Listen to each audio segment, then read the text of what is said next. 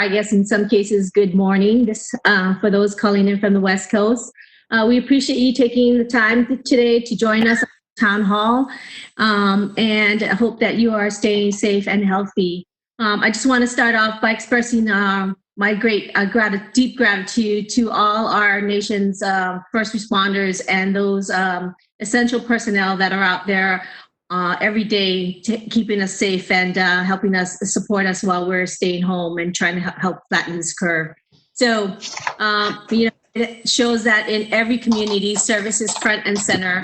The U.S. Public Health Service has deployed officers to assist with the CDC health screenings. Active Guard and Reserve National Guard service members are out there helping our communities, as well as retired military members who are recalled to duty are assisting in the response. And our teachers are doing their best to try to engage with our students across this country on the internet, planning their lessons plans and keeping kids engaged. So it's been a tough time, I think, for everyone, but I think that we've all come together, and service is part of what has driven communities closer, brought us closer together as a nation. I think the spirit of service fully unleash its power and potential to meet our common challenges. And that is the focus of the Commission's final report and our town hall today.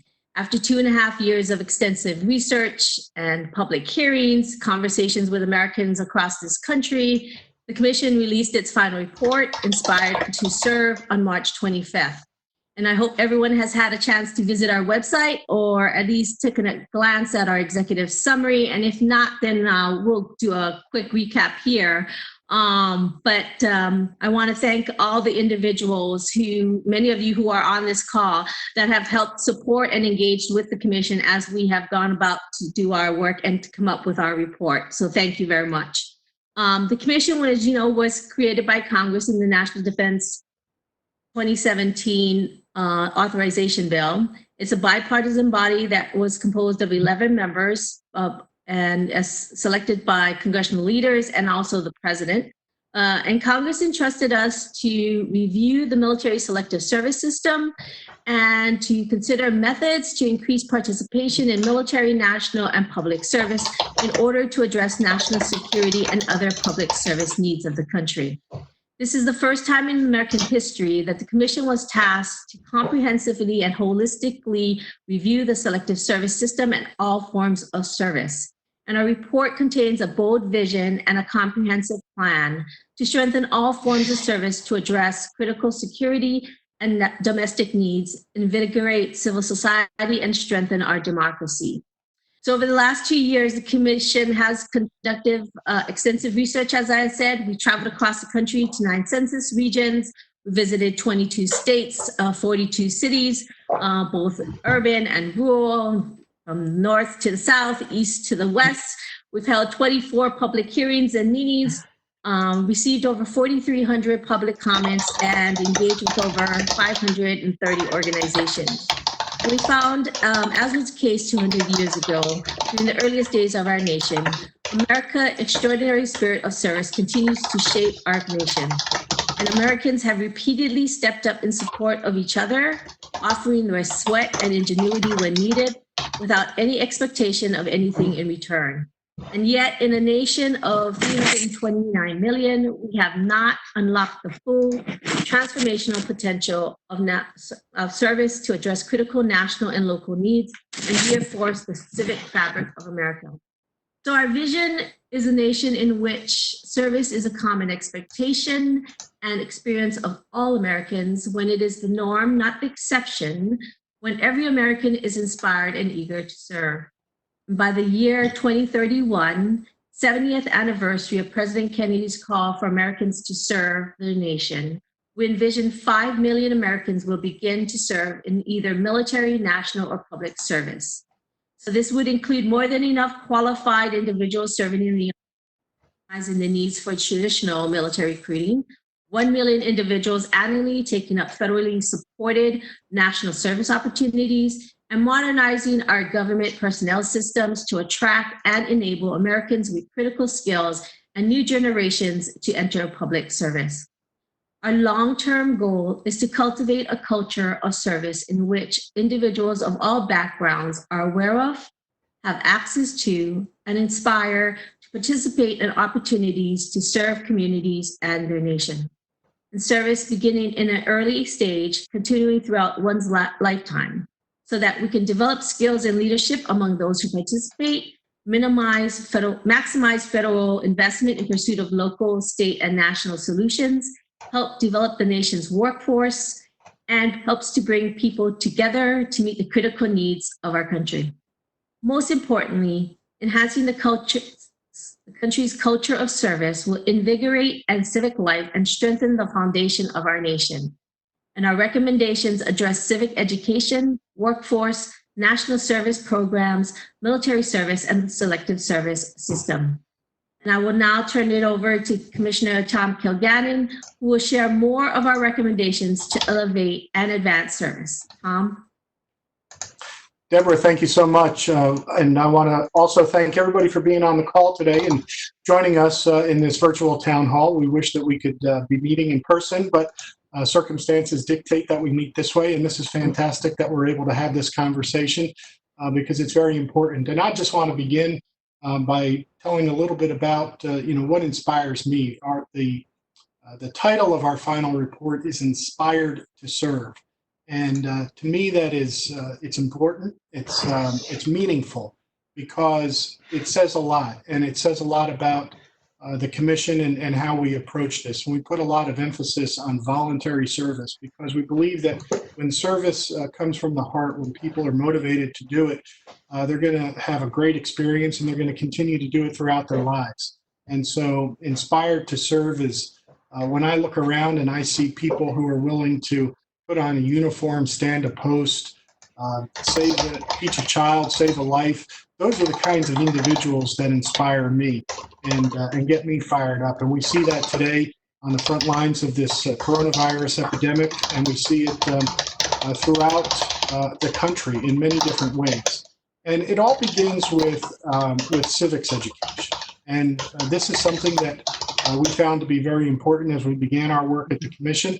It was just emphasized. The more meetings we had and the more people we talked to, they talked to us about the importance of civics education and making sure America's young people are grounded in how this country works, how it was formed, and what it means to be a good citizen, not just the rights that we have, but the responsibilities that come with them. And coupled with civics education is service learning. And of course, that is something that integrates the teachings of the classroom with community service projects that help students understand the academics that they're learning, gives them a hands-on experience, and helps them to learn it better, understand it better, and retain it longer. And so both civics and service learning work hand in hand, and it's something that I came to understand a little bit better as we did our research and we talked to people and the experts who explained this to us. I think that as we look at what's happening in the country today and the kind of debate that is taking place, we see that those rights that are guaranteed to us in the First Amendment of the Constitution are playing out across America today. But yet 37% of Americans can't name any of those rights that are enumerated in that First Amendment. But yet we see a debate between the federal branch of government and the state governments over who has the authority to open or close businesses. We see debates about religion and the free exercise thereof, or the rights of the people to peacefully assemble. And so if ever there was a time to understand the importance of civics education, we're living in it. We're living in it today, right now, as we speak. And it's vital that kids have a good grounding in this kind of education, because if they don't, they will be left out of the conversation as to how these rights are applied and how people get to exercise them.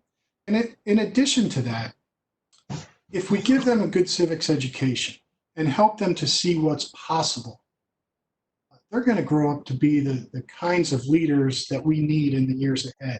You know, our youth aspire to be entertainers. They aspire to be professional athletes because that's what they see and that's what they understand. Not many, as we would like, are aspiring to be the Speaker of the House or a federal judge because they're not being made aware of those opportunities. And a good civics education will help them to understand what those opportunities are and how they can grab hold of them and work their way toward those kinds of professions. And so in order to have a stronger civics education in America, the Commission is putting forth 2 recommendations that would ask the Congress of the United States to make a financial investment in civics education. We're asking for $450 million to be split roughly equally between civics education that would go to the Department of Education and service learning, which would be applied through the CNCS, the Corporation for National Community Service. And that is really the one area of the report where we make a specific request for funding. And we feel it's important that the federal government, although education issues are state and locally run, we believe that the role of the federal government is important here. One, to send a signal and to try and elevate the importance of civics education vis-a-vis, say, other areas like STEM. And just as an example of the dearth, the discrepancy between funding for STEM and civics education, civics education at the federal level gets about $5 million, and STEM research or STEM education funding is a little over $3 billion. So that's $3 billion versus $5 million, and that tells you a lot about where the federal government's priorities are. And so we want to ensure that not only does this funding go out to the states, but that by 2031, our goal at the Commission would be for all K through 12 students in America to be exposed to a quality civics education. And secondly, that all 4th, 8th, and 12th grade students would be able to test at or above the proficient level on the National Assessment of Education Progress. So that's where our report begins, a grounding in civics education. And once students have that and they're inspired toward service through their service learning in civics, then they can start looking at what those opportunities are. And this is where national service comes in, because they will learn about what those critical needs are in their community at the federal level, what their skill sets are, and what they can bring to solving some of those problems. And as they do so, and they have that experience, they're also going to reap a tremendous personal benefit, a satisfaction that goes along with being part of an important cause, something that is great, something that is necessary, and something that inspires them to continue to serve throughout their lifetime. And so with respect to national service, we look at 3 things. We look at awareness, aspiration, and access.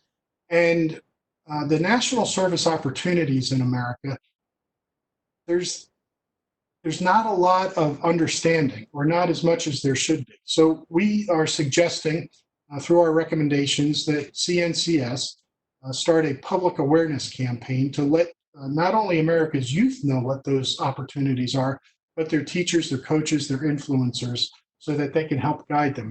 Secondly, is the issue of aspiration. We want by 2031, which would be the 70th anniversary of President Kennedy's Ask Not What Your Country Can Do for You speech, that by that date, 2031, we would have 1 million Americans involved in national service opportunities. And that would be a tremendous increase, and it would allow so many more young Americans to experience that personal fulfillment that comes with being part of a great cause and helping your community or your country. And then finally, in order to get those 1 million, some of those kids will be able to do that and work at the level that AmeriCorps pays, but some won't. And so we have to provide some access recommendations that would help people to be able to participate in those. So we're suggesting that at AmeriCorps, the living allowance is increased. Right now it is just above the poverty level, the federal poverty level, and that in certain programs like the foster grandparents, that those stipends be increased. Those are only paying out at about $2.65 now, and that needs to be increased, not only to help people practically be able to do it, but also to put more value and to show that these kinds of opportunities are something that are valued by the federal government. In addition, AmeriCorps gives out a Siegel Award, as many of you are aware of, and we're looking that should be that should not be taxed in the way that it currently is. So if we can remove that taxation, that would be more valuable to those who are participating in national service. So those are just a few of the recommendations that we offer in the area of national service. And then, of course, if those young Americans have that first great experience in a national service opportunity, they may want to continue and go on and work in government full time and be part of public service opportunities. And this is an area where I think overall we need to look at those who are serving our country in a variety of different ways. We see it right now with the coronavirus. We see doctors and nurses, we see elected officials, we see community leaders, we see public safety officials. These are all public servants. They're doing a fantastic job. In addition to those kinds of people, after 9/11 and throughout the last 20 years, we've had many who are in the national security area who step up at a time when there's a terrorist attack, a cyber attack, or some other unforeseen challenges. And those are really I think, the most highest visibility kinds of public servants, and we appreciate them. But there are so many on a day-to-day level who do things that sometimes we take for granted. They work in our national parks, they keep them clean, they test our water, they teach our children, they police our streets, and they practice diplomacy for us. And we need to value that and ensure that we have tremendous and talented people who are able to come into those jobs and do them when these folks are leaving. So we look at public service, and we've shaped our recommendations in basically three areas. One is fix the hiring process, recruit the next generation into public service, and work on long-term solutions that would help retain great public servants. So we put forth recommendations to fix the hiring, and in order to do that, one of the things that struck us was it takes roughly about 3 times as long to hire somebody into the federal government as it does in the private sector. So if we want our federal government to be nimble, to be quick, to be able to respond on behalf of the taxpayers, we've got to be able to get people in there doing the job and doing it well quickly. That's first. In order to do that, we looked at USA Jobs, and this came up again and again, where people told us it's too cumbersome, it's too bulky, it's not easy to work with, so we have to fix the USA Jobs website. We need to provide better job descriptions so that when we have people who want to come into public service, they understand what those jobs are, what they would be doing, how they might qualify for them. If we can get better job descriptions, we're going to get better applicants. And we need to have our federal agencies do more proactive recruiting. They know what they want, they know what they need, and they need to be able to have the authority to go out and get the folks who can get it done. And then we put forth a few recommendations to fix the process, which determines whether or not candidates are actually qualified for the jobs they're seeking.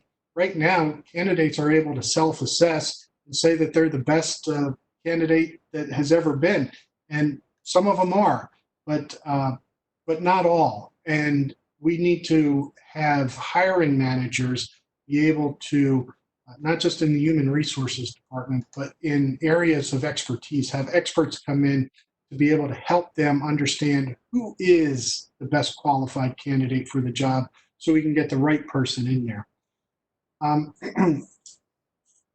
then I think lastly, the commission is putting forth recommendations to fix the personnel system for the long term.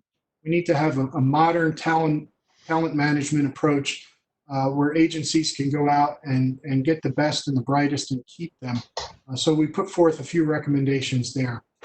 So those are just a few of the recommendations that we have on both national and public service. And in a moment, I'm going to turn it over to my colleague, Ed Allard, to talk about military service. But before I do, there are two other recommendations that I want to bring to your attention. And one is both of these try to tie national, public, and military service together in a way that elevates each form of service and helps them work off of each other's strengths so that individuals who have a great experience in military service might continue serving our country in other ways. So the two recommendations are, one is we put forth a request to create a service platform.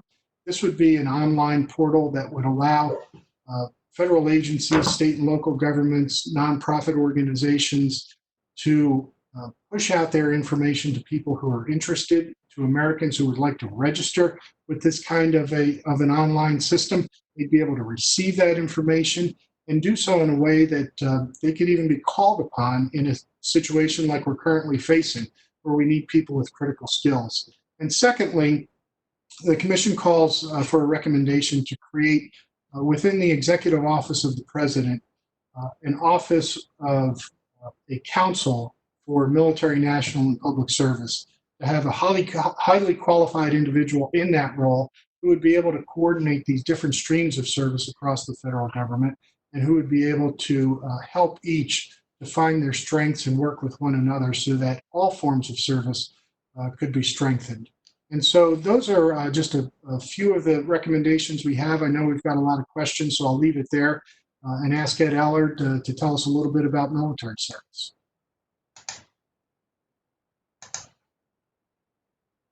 With you, and also the fine work that our vice chairperson has been doing, Deborah Wata.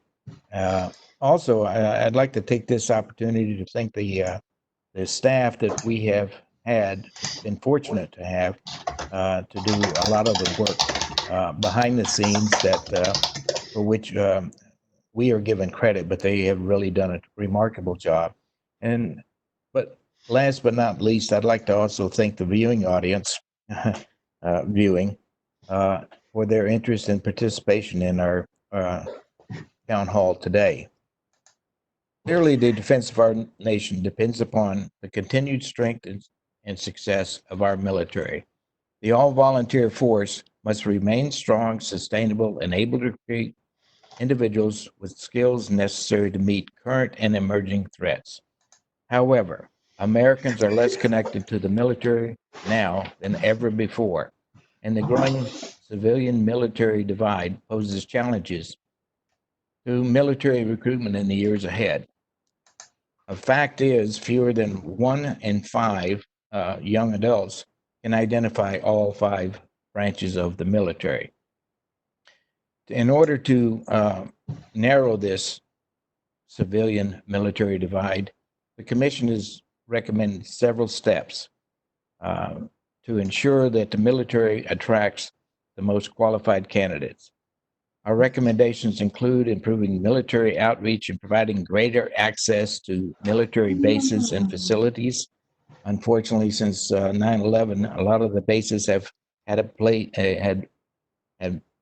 by design closed down, which furthers this civilian-military divide. We recommend conducting public tours, establishing partnerships between National Guard and Reserve units with local schools, and enhancing promotion of military service by members of Congress. Increasing opportunities for youth to explore service by expanding JROTC and other youth programs, promoting the administration of ASVAB, which stands for Armed Services Vocational Aptitude Battery, and the Career Exploration Program, and Armed Services, to enable students to learn more about service and become familiar with military opportunities and understand how their own strengths could translate into military careers and other service options. The shrinking percent of Americans participating in military service makes recruiting much more difficult, since exposure to the military and coming from military families increases the propensity to serve. Specifically, the Commission recommends investing more resources in recruiting in unrepresented areas and hometown recruiting efforts to help meet recruiting goals and ensure the military reflects the United States of America. Providing additional support for individuals to pursue degrees and certification through technological and vocational programs in return for an enlisted service commitment, and increasing flexibility for military to move personnel between military components and to recruit individuals from the private sector with key skills like cyber, health, and engineering. These expanded youth programs and outreach efforts will significantly increase the engagement between the American public and the military. It will also shatter myths and provide a new generation with firsthand information about the military. Unfortunately, our studies found out that a lot of the perceptions that the young people get about the military come from advertising of young men and women in uniform beating down the door. Not all activities in the military involve the frontline troop activity. As a matter of fact, the remainder of the spear, not the tip, but the remainder of the spear, also involves several activities that could be immediately translated to civilian occupations. And although the all volunteer force is the first line of defense, we concluded after very intensive studies that the selective service system is an essential element of the nation's military preparedness. To meet future national security needs, the selective service must be maintained and improved to be prepared to meet a national emergency that would require mandatory military service. The risks are simply too high to put the selective service system into standby. In terms of recommendations, modernize national mobilization system to prepare for the nation's defense in a national emergency, and to educate the public about their solemn and civic duty. Specifically, the Commission recommends that the President designate a lead official in the National Security Council to oversee the full range of national mobilization needs, and that the Secretary of Defense designate an executive agent to focus on military personnel requirements for national mobilization. We also recommend that government entities responsible for national mobilization conduct regular exercises to strengthen processes and to increase the public engagement with and awareness of selective service. Our recommendations will ensure we have the most qualified and capable individuals to meet national security needs in a national emergency. The changing nature of warfare, including rapid technological advancements, increased use of unmanned systems, and global spanning cyber warfare, has heightened the need for individuals with critical skills. Our commission explored options to draft individuals based upon their skills and certifications. However, we ultimately decided that existing models relied too much on individual self-assessment, much as those described by Tom in the USA Jobs activity. We decided the best way was through volunteer mechanisms like critical skills, individual ready reserve. A qualified and capable force means we must extend the registration with selective service to all Americans, men and women. Leveraging the skills of all Americans, regardless of gender, means that qualified men and women will be available to fill any and all military personnel needs. Our research found that women are as likely as men to qualify for military service. And ensuring they are part of the registration pool will make our military stronger and more prepared. Both in men and women will fill any and all personnel needs, as long as they are capable and qualified. America is stronger when we engage all in meeting our obligations of citizenship. Including women in the selective service registration process reaffirms our nation's fundamental belief in a common defense and signals that all Americans may be expected to serve in a time of a national emergency. And I now return the discussion back to our Vice Chair, Commissioner Deborah Walter. Thank you. Thanks, Ed.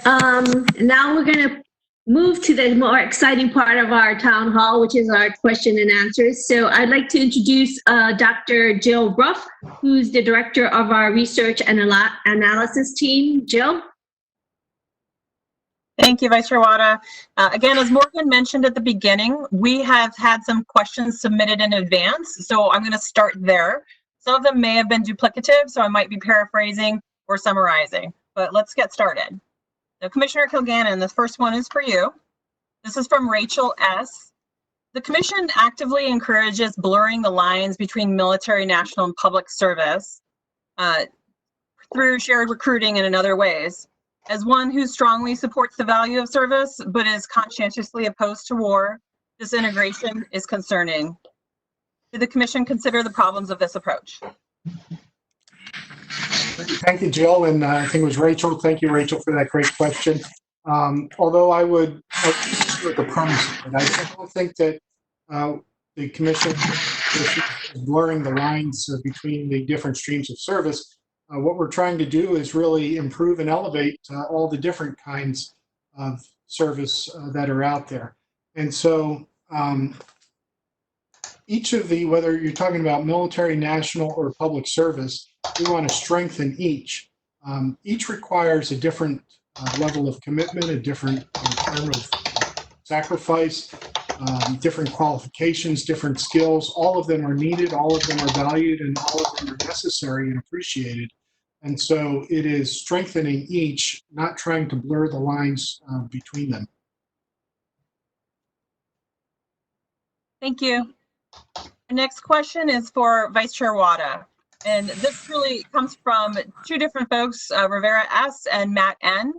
Specifically, how many draft age individuals did you speak with in this process, and what did they say? Looking for statistics, not anecdotes. Also, how many people who were in the age range to register for the draft but chose not to do so? Did you connect with those individuals, and what did you learn from them?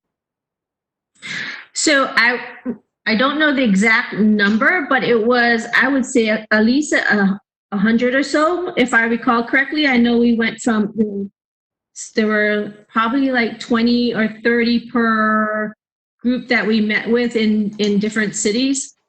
So a broad range from middle school to college. Obviously not a statistically, I would say statistically positive sample of individuals that we met with. And we did not have the resources to be able to do a study or a survey across the country of eligible people. But we did try to make sure that we reached out to all age ranges when we went out to our meetings across the country. And just a quick follow-up, did the Commission meet with those who chose not to register for the draft?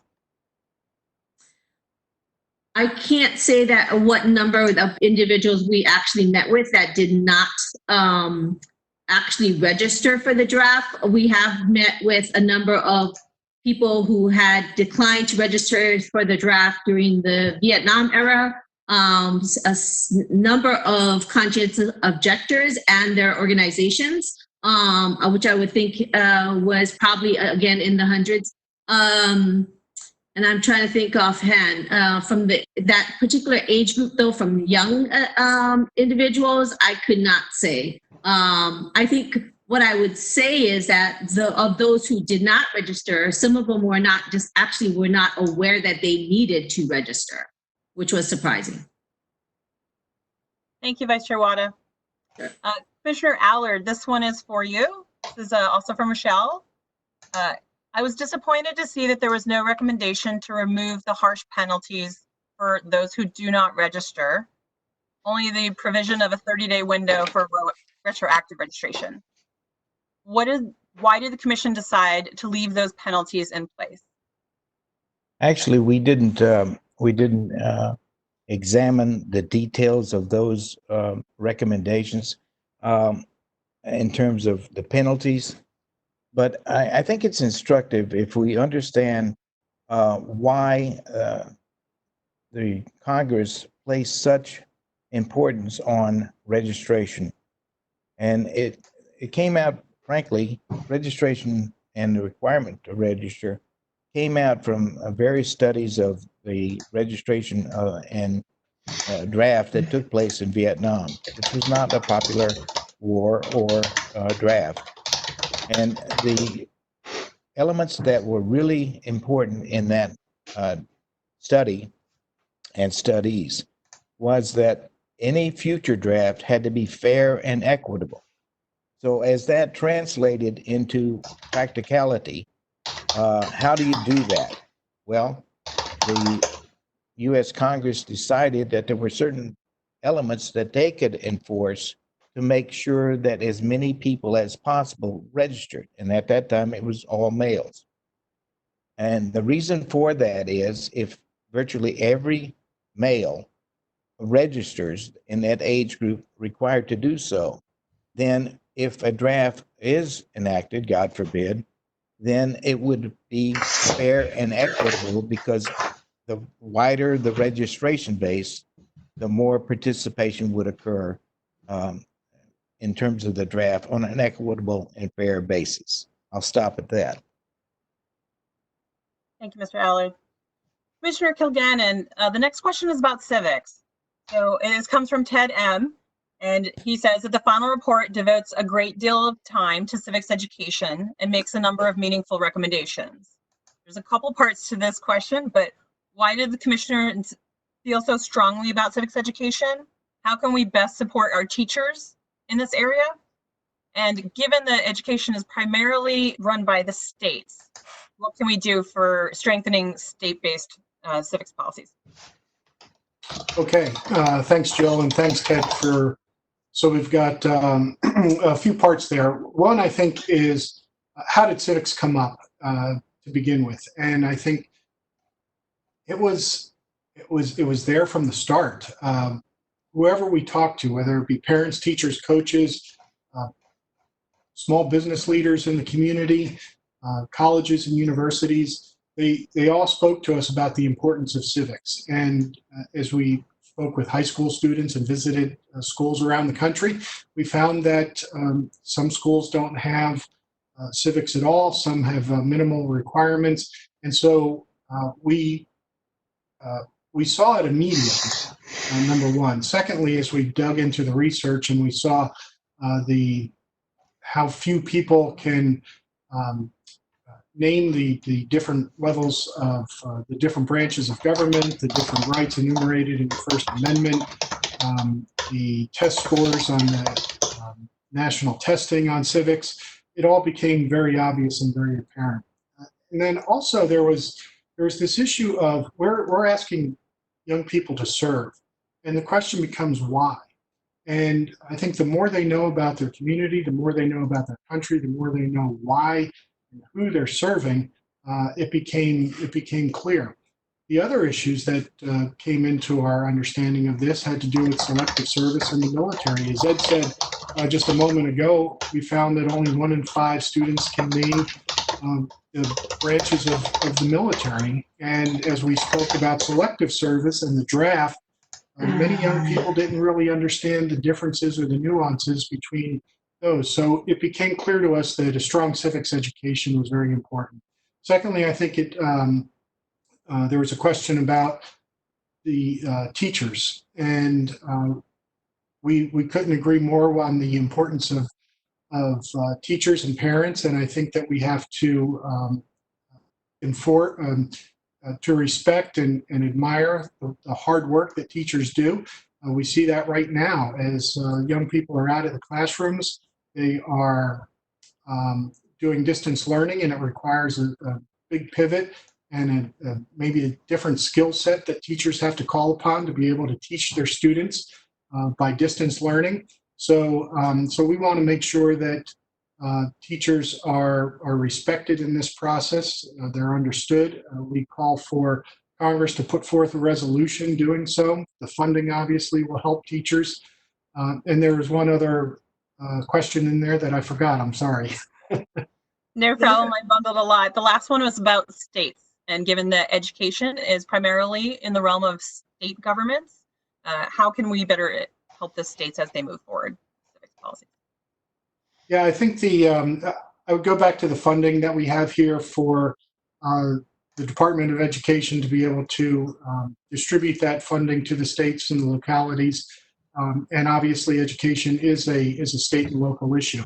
We're calling upon teachers and parents to work together, for the state education authorities and local education authorities to work together. There has to be a good quality partnership between all of those entities for schools to work together to improve and to get our kids the best education that we can. Thank you. Vice Chair Wada, the next one is about Congress. The question comes from Steve L. and he says, when do you expect Congress will begin to take up your recommendations, especially the ones requiring women to register for the draft? And what congressional committees are the first to consider this topic? So I believe that there is already a bill that has been introduced on the House side that is a compilation of our recommendations by Congressman Panetta, who heads the 4-Country Caucus, along with his colleague, Congressman Bacon. We would suspect that the National Defense Authorization Bill, which is an annual authorization bill, may be a vehicle by which members of Congress take up some of our recommendations. Obviously, those would be within the realm of the Defense Authorization Bill, but other committees as well, such as the Education and Labor, Finance committees on the Senate side. So depends. We are currently in the middle of a pandemic, and so unsure of what Congress's calendar is going to look like in the next several months, but we are hopeful that when they do have the opportunity to take up our recommendations, that they will move forward on some of them. Thank you. Commissioner Allard, we're going to stay on the topic of selective service, and I know that you mentioned this briefly in your remarks, but Rivera has a question. Did you look at, or why was abolishing the military draft and draft registration not part of the proposals set forward by the commission? Did you explore this, and could you talk a little bit more about it? Okay, thank you, Dr. Ruff. Yes, that was one of the primary discussions that we had as we explored. One of our charges, frankly, was to look at the value of selective service and determine whether or not it should continue to exist. And if so, then what kind of modifications would we recommend to make it more viable? And literally, we traveled the country, as was stated, went to 9 census rooms, over 42 cities and 22 states. We talked to military leaders, community leaders, children in high school and junior high, as a matter of fact. We literally asked the question across the board. And after considerable debate, we decided that the risks were too high for national security to do away with the selective service entirely. So therefore, we said that we need to be prepared for the worst case scenario. And the analogy I would draw as we exist now, I'm sitting in Los Angeles. Many of my colleagues are across the nation. We're hearing from people all across the nation. We cannot meet because we are in a pandemic.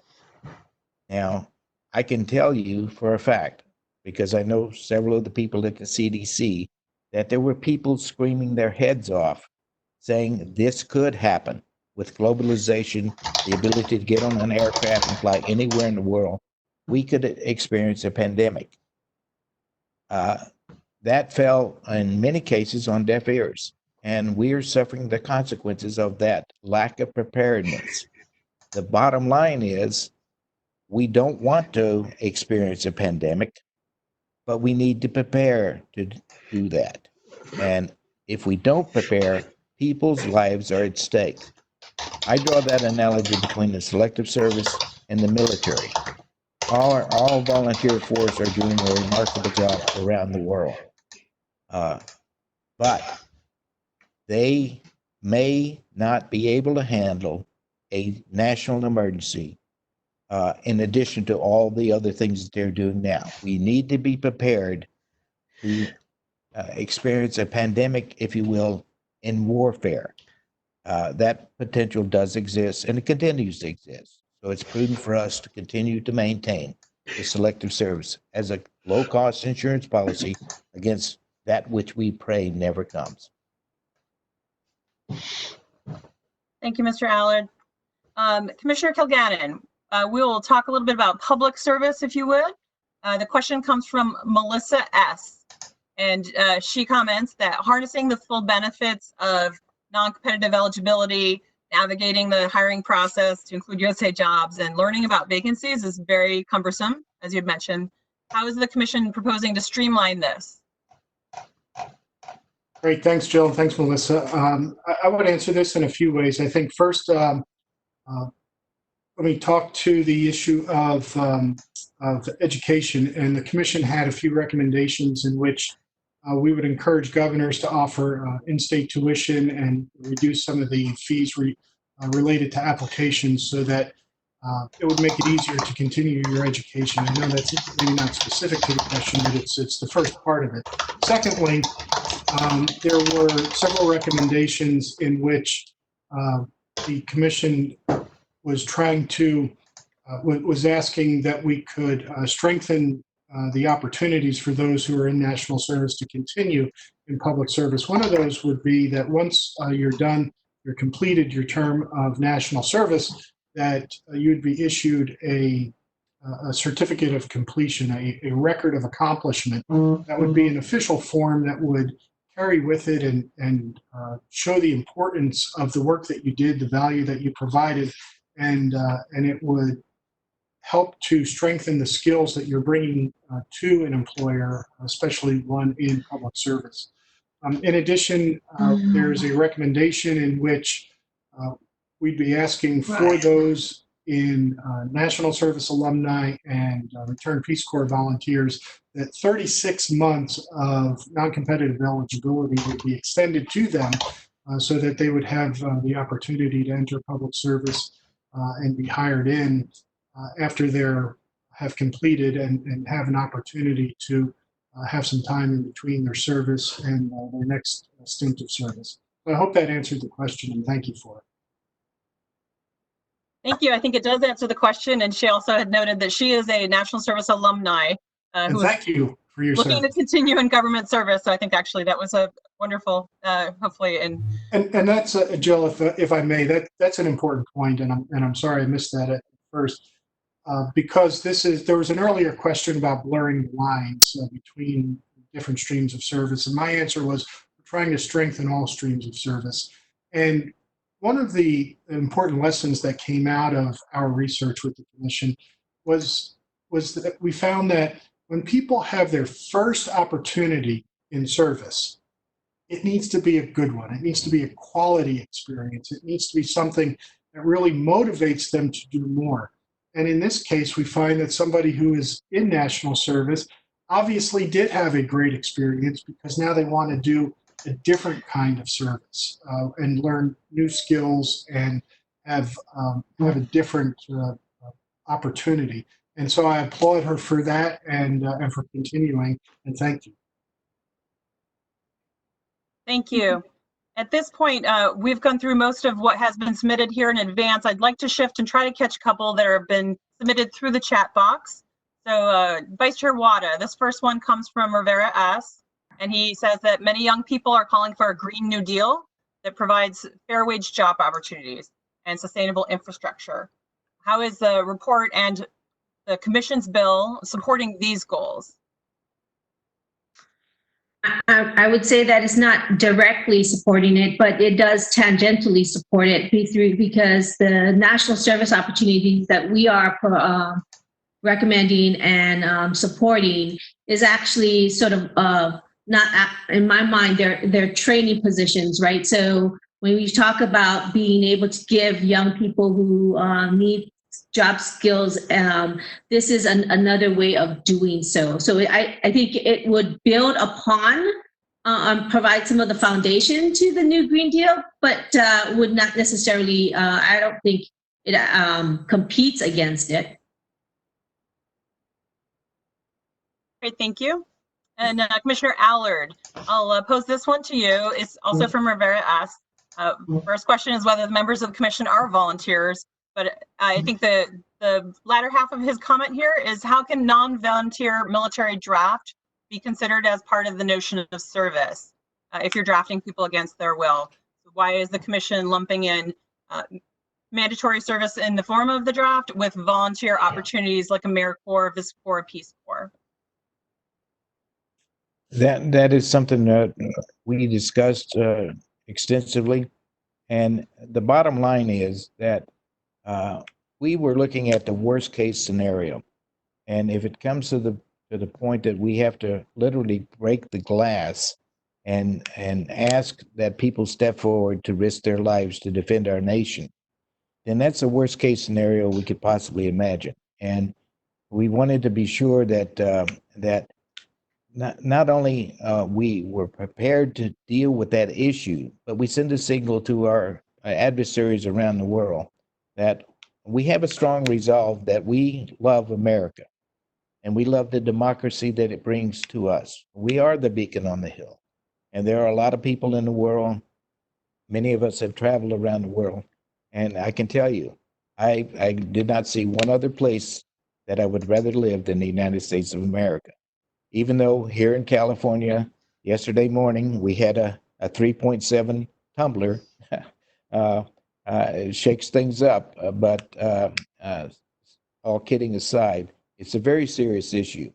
The other part of it is that we wanted to be sure that we did everything we possibly could before we broke the glass. That's why one of the recommendations that we crafted was that the president put forth a call for volunteers into the military before we made the ultimate step or took the ultimate step of having to draft individuals. So we're trying everything we possibly can to avoid the final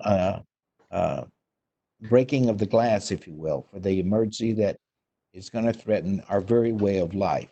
And frankly, the selective service system is the best and most proven way of doing that. And we didn't just look at ourselves. We looked at representatives from other countries and met with them to discuss their rationale for having a draft system or a process. So it wasn't just looking internal. We looked external. We tried to find the best in the world. And we concluded that the selective service system is probably the best process we could have if the ultimate decision is made to go to war. Thank you, Mr. Allard. Commissioner Kilgannon, we're going to shift back to civics education.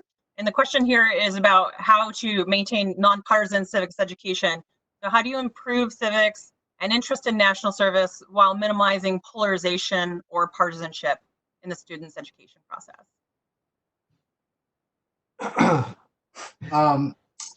Great question. I think it goes back to something I said earlier, which is you really have to have a strong partnership with teachers, administrators, and parents. And there has to be a trust, there has to be a respect, there has to be a working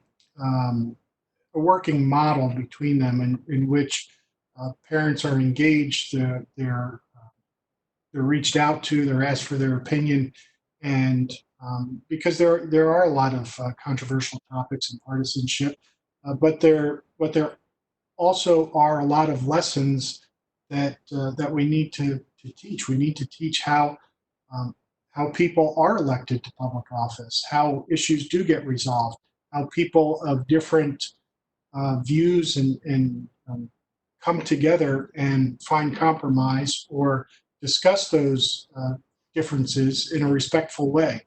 And so I think there has to be a strong partnership there. And we have to have a respect for parents and for teachers and for all public servants. This is something that we talked about quite a bit, in which a lot of times we have criticisms for those in public service when things don't go well. And we need to have a healthy respect for the value that they bring to their jobs and the difficulties that are posed in the work that they do.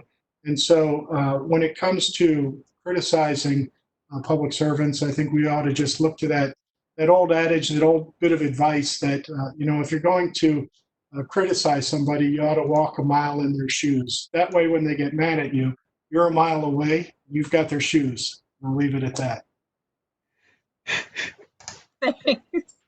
I'm going to stick with you, actually. When you were discussing national service programs and increasing the living stipend, Rivera came in with a question about why wouldn't the commission consider increasing that to a universally to a living wage?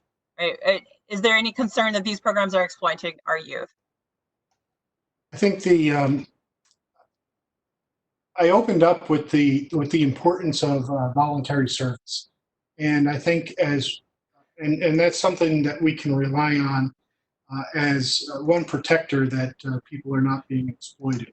And although that's not to dismiss the concern, it's something we ought to take very seriously as these programs are put in place. But if people have the awareness and they understand what the opportunity is, and they make that voluntary decision to go into it, knowing that it's not something that they're going to get wealthy doing, then that gives me a great deal of confidence that it is a legitimate program and a legitimate way of doing things. That's not to say that where it is currently shouldn't be elevated. Obviously, the commission believes so because we put forth that recommendation to increase the living allowance. And one is for practical reasons. We need to have people who are doing this work who can at least be able to subsist and carry out their lives and have a wage that is commensurate with that. And secondly is to place a greater value on the service that they do. Thank you so much, Commissioner Kilgannon.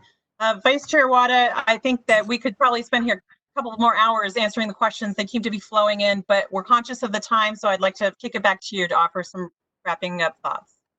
Great. Thank you, Jill. Thanks.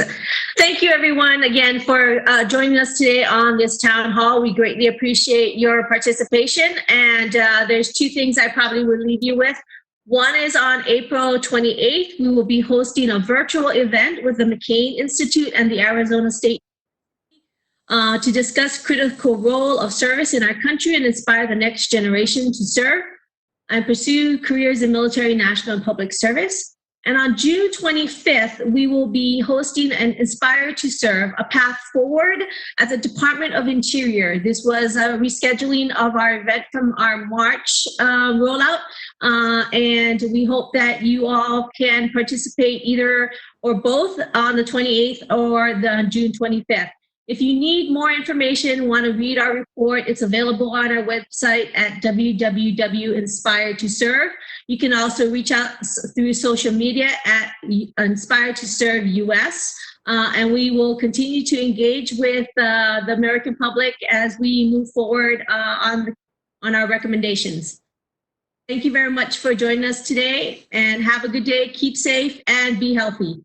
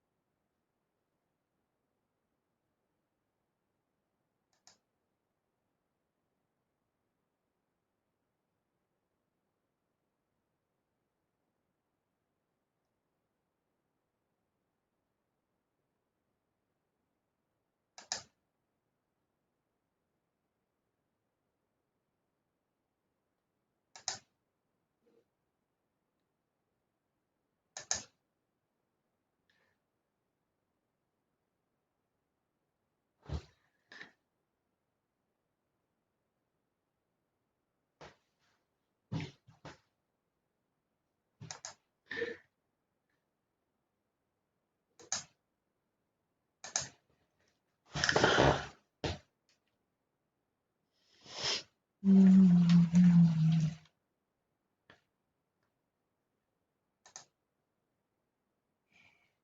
me.